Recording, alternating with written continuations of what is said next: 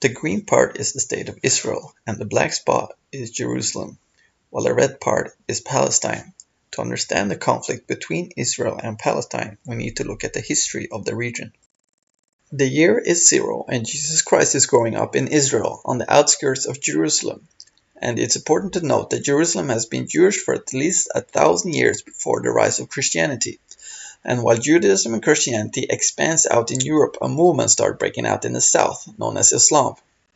Muhammad spread his Islamic caliphate throughout what is known today as Saudi Arabia, while one of his successors sieged Jerusalem at the year of 632 after the Jews and Christians had had the city for over 1600 years. The caliphate stretches as far as Portugal and Morocco in the west to as far as Syria and Iraq in the east. As Europeans now knew that the Holy Land of Israel, and especially Jerusalem, was taken over by Islam, the Crusades began. European men such as farmers, fishermen, former soldiers, or everyone who wanted to fight basically sold everything they had in order to buy shields, swords, and armory to fight and take back the Holy Land. The Crusaders regained the city in 1099, but loses it quickly again. There were several crusades in order to take back the city, such as in 1187. But the Ottoman Empire, also Islamic, holds the city and even breaks the Byzantine Empire, which marked the end of the Roman Empire as Constantinople fell in 1453. The Ottoman Empire holds the city completely from 1244 until the British colonizers takes it over in 1917.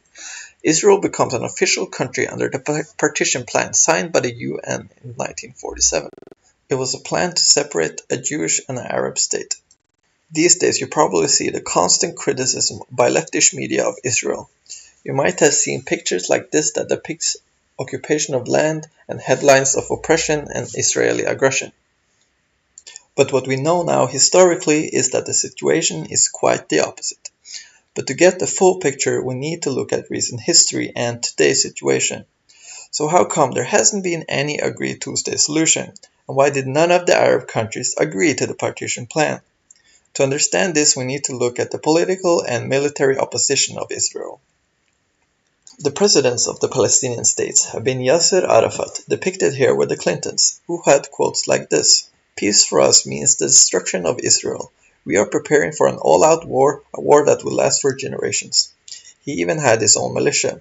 Today's leader, Mahmoud Abbas, rejects all negotiations, and he says he will never recognize a Jewish state and openly supports Hamas. And while Hamas indoctrinates the Palestinian people from early childhood with Islam and its anti-Semitism, Israel suffers almost daily Palestinian attacks in Israel against civilians and military, either from the West Bank, the Gaza Strip, or inside Israel itself. And while Israel sends out pamphlets to warn the Palestinian civilians before they are going to bomb weapon storages or underground tunnels in the West Bank or Gaza, Hamas beats its citizens back into those places as Hamas uses human shields to deter the Israeli defense forces from bombing targets as civilians might stay behind, as Hamas uses civilian homes for their weapon storages. And in 1967, Israel intercepted intelligence that the combined forces of all the neighboring nations of Israel was planning a simultaneous attack. Israel led a preemptive attack that destroyed the opposition in only 6 days.